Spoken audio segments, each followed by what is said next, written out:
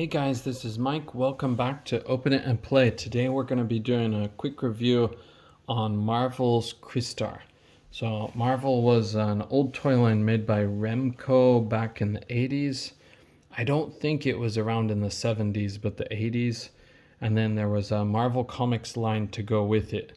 So Crystar doesn't really go with the 616 Marvel Universe, but he does have the crossover potential since everything is multiverse these days. But anyways, let's take a look at this figure.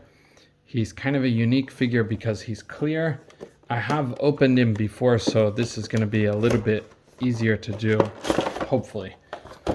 Okay, he does come with the Build-A-Figure pieces. This is for Sentry's kind of evil half called the Void. So it's gonna come out like that. And you know what? I forgot to show you the box from all directions, but I'll do it with a halfway empty box. Like this. I think the picture's quality will be okay, so I think you can read that. It does have 5 languages, so I think all European languages for this case. Okay, and then this and this, and the bottom of the box, it's a bit out of focus, but there we go. Okay, and the top of the box is not very exciting, but okay. So yeah, those void pieces are actually pretty heavy. This is like the same weight as the character, possibly even heavier. But I don't really plan on building that version of the void. I sort of made my own. It's not a great version, but so let's get this guy out of the package and we'll take a look at his accessories first. So we're gonna take his shield and his sword out. So Crystar is kind of made of crystals, basically. Everything in his land, I think, is made of crystals. But sword looks kind of cool. It looks sort of like a He-Man type sword. The parts of the blade here, or parts of the handguard here, come to points, so it's kind of a unique design. And then it does sort of have like a crystal shape there towards the base of the blade. Okay, and the hilt is nice and plenty long for, I think you could get both of the figure's hands on there. And then it has almost like a skull puncher on the backside. If you want to hit your enemies with the end of the hilt, is that right? Okay, and then he does come with this shield, which is a clear plastic, though it is a little bit of a blue tint also. And then it just has this handle in the back, which matches the handle of this, or the hilt of this. So, but yeah, pretty cool shield. These do stick out like in a 3-dimensional way. So if you're thinking this is going to be a flat surface, you're mistaken. Okay, and then we also have these little hands here on the side. I think these hands are the extras, but they're going to be very important using this figure because they're actually the hands to hold the sword and shield. Okay, a couple of gripping hands. They do have kind of a glove texture to them, so you would probably be able to reuse these for Captain America.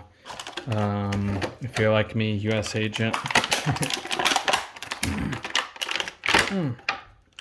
Okay, and we've got Crystar out of the box. Sorry, out of the plastic. And he does have a pretty cool looking appearance. I think he would look good like this style of figure. They could make a Guardians of the Galaxy original team. I don't remember the character's name because I was never into Guardians of the Galaxy. I would prefer probably the original team, but I don't have them.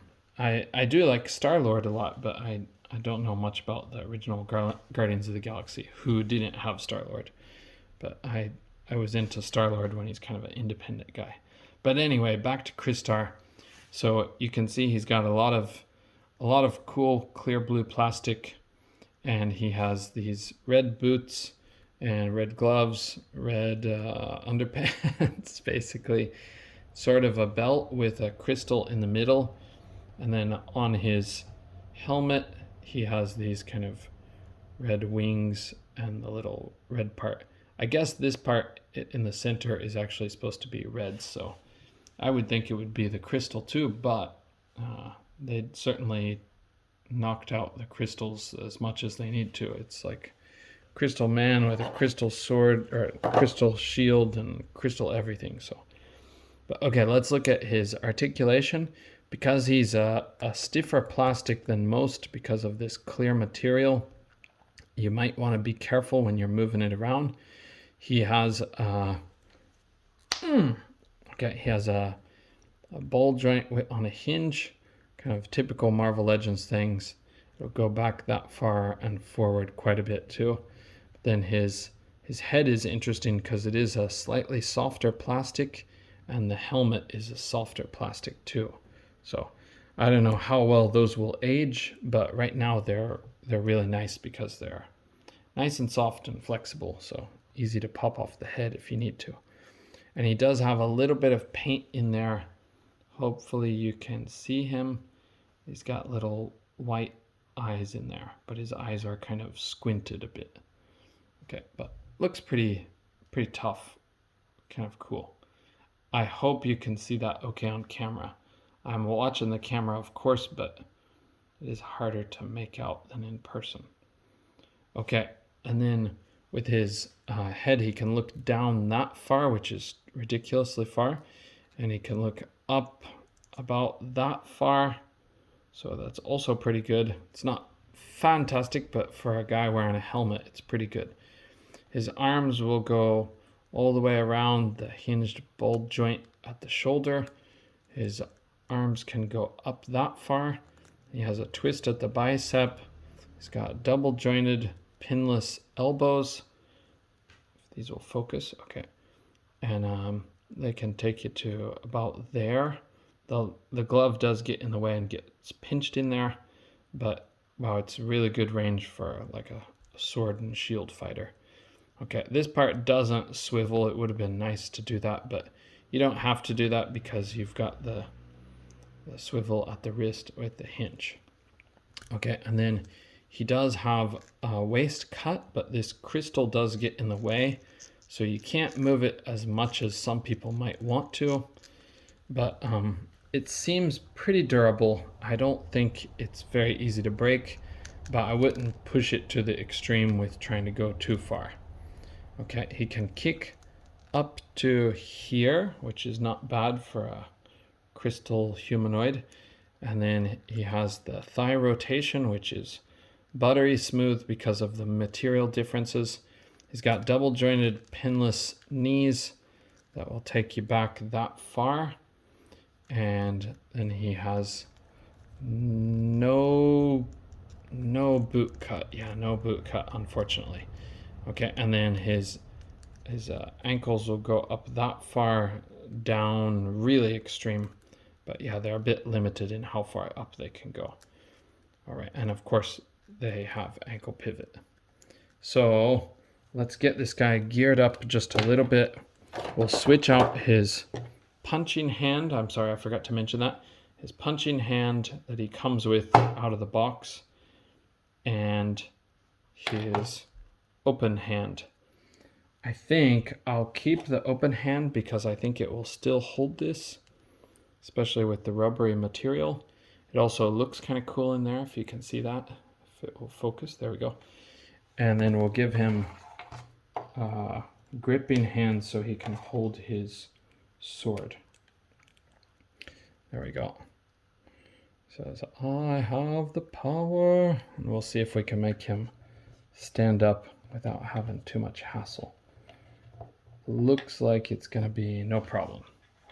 There he is. That's Crystar, except it won't focus on him. Crystar. And he's getting ready to confront Andre the Giant from the early 80s, late 70s, it appears to be. Okay, so guys, Crystar is kind of a weird figure. He's kind of out there as far as the comics go. He was made for a Remco toy line, but I think this figure came out really good. I've had him around the school for a while, but I never did end up reviewing him, so I just wanted to share this guy with you. If you haven't got him, I don't think he's expensive or anything, as far as I remember. But yeah, if you do get him, he does come with a few options that you might be able to use with some of your other figures, like Call Me Cappy or US Agent. Captain America or US Agent might be able to make use of some of these alternative hands. So, alternate hands. Okay, thanks guys. I'll see you in the next video. And peace and what's the word? Peace and something to you from the land of Crystar. Bye for now.